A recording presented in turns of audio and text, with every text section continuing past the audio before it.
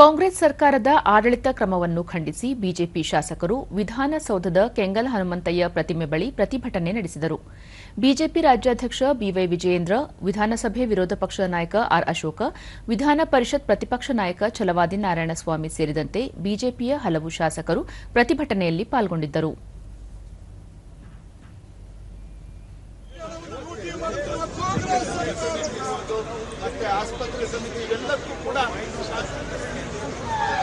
ಕಾಂಗ್ರೆಸ್ ಆಫೀಸಿಂದ ನಿಮ್ಮ ಕಾರ್ಯಕರ್ತರು ದೂರು ಕೊಡುವಂತೆ ಎಲ್ಲೈತೆ?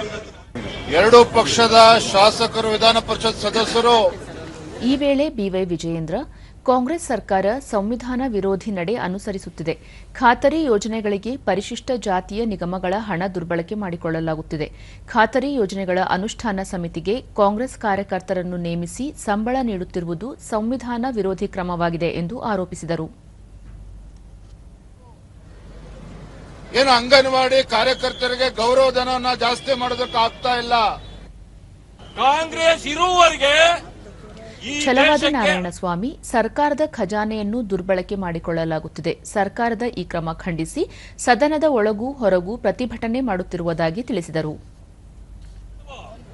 ಅಂತವರನ್ನ ಪ್ರೇರೇಪಣೆ ಮಾಡಿ ಈ ದೇಶಕ್ಕೆ ಇವತ್ತು ಗಂಡಾಂತರ ತರತಕ್ಕಂತ ಕೆಲಸವನ್ನ ನೀವು ಮಾಡ್ತಾ ಇದ್ದೀರಿ.